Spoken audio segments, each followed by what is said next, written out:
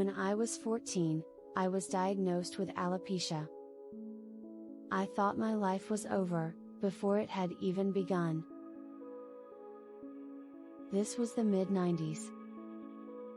Not too many solutions back then.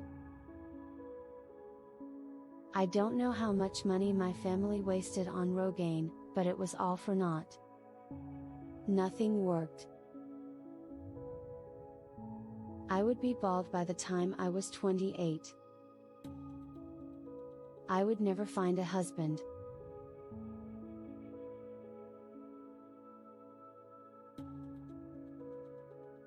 I would never have a baby. The psychological toll it took on me was unending. 13 years ago, I discovered the miracle of lace wigs. And then I got to wondering, whose hair was this that I was now wearing? The human hair industry has become a tremendously lucrative, multi-billion-dollar industry in the past 15 years. And no surprise, there have been reports of women, and men, having their hair forcibly chopped off. This was what I wanted to know. Donor hair goes toward wig making, hair extensions, fake eyelashes, and even fertilizer. Most of the hair we see marketed today comes from China and India. While many people do donate their hair in rituals of devotion or out of kindness, many others don't have a choice, such as dead people. A lot of hair is taken from scraps off the floors of hair salons and barber shops. In rituals that occur at temples like the Venkateshwara in Tirumala, India, hundreds of barbers shave a new person's head every 5 minutes, leaving bloody scalps and hairballs all over the ground. The temple takes these strands, which can get up to 30 inches long, and sells them at auction. This hair can cost $700 a pound, even though at auction, the hair is in terrible shape. It's laden with blood, sweat, and lice primarily, followed by mildew and fungus after being stored in a warehouse for who knows how long. The process in readying the hair goes like this: untangle, sort, pick out the lice, wash, dry, and finally dye it. After this, it's ready to be sewn and tied into a wig cap. Then it's styled, photographed on a mannequin head, and posted on the internet for sale. Hair has always moved historically from the poor to the rich, just like blood, plasma, and organs. The largest demand for this hair comes out of Africa, Europe, and the US. Long and naturally blonde hair holds the highest value.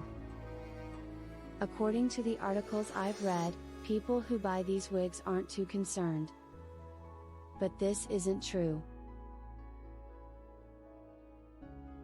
I am concerned. I have to wear a wig. I am not a beautiful bald woman, like the models you see on TV. I cannot go out of the house looking like an ogress.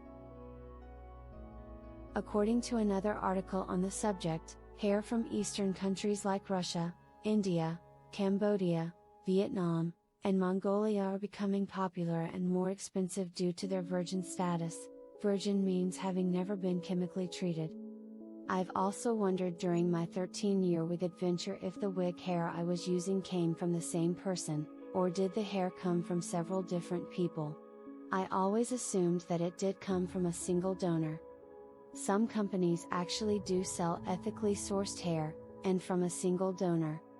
Higher quality hair, like Virgin Remy, ensures that the hair cuticles are aligned in the same direction. If it's not aligned in the same direction, you'll experience matting pretty much the first time you wash it. And after a few weeks, what was once a straight hair wig will now be natty dreads. Virgin Remy is considered the highest quality hair available today. To this day, the human hair industry is largely unregulated, and so is the grading system. What this means is, a seller can advertise their product as the highest quality hair, when in actuality it's more like pubic hair, and thus we continue to be scammed, especially online. In our day-to-day lives, we buy hair that we believe to be clean and ethically sourced, but in fact it may have come from a dirty salon floor. Or even a corpse. Many sellers also mix animal hair with human hair. Personally, I'd rather wear animal hair than hair that came off of a corpse. And so I'm left to wonder, because I am a bit superstitious, is the wig I'm wearing cursed?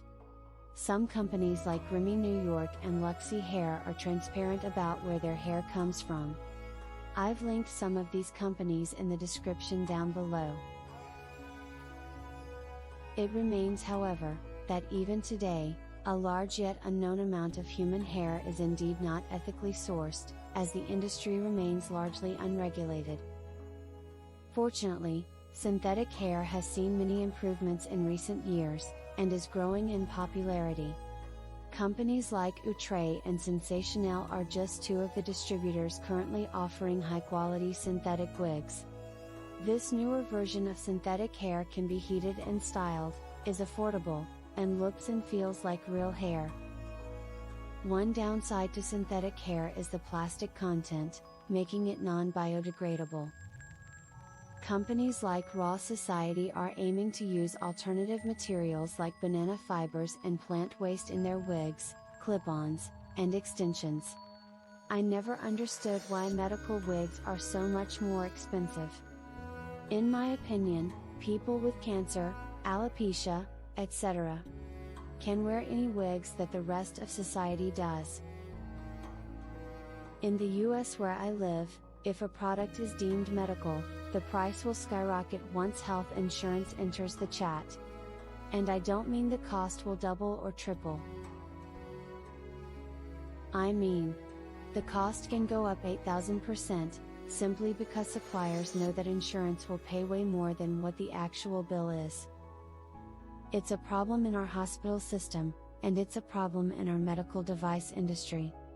Recently, several congressmen and women have come together to introduce the Medicare Wigs Act. This act seeks to extend Medicare coverage to include wigs for individuals who have medical hair loss. I'm not old enough for Medicare, so that's a big no for me.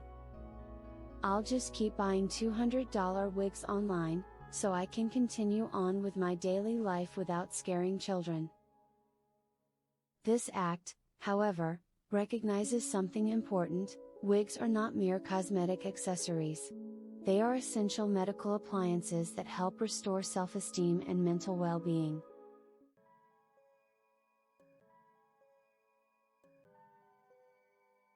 I hope you found this video informative, helpful, and maybe even supportive.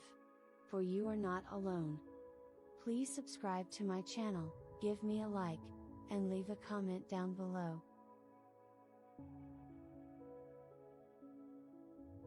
Thanks for watching.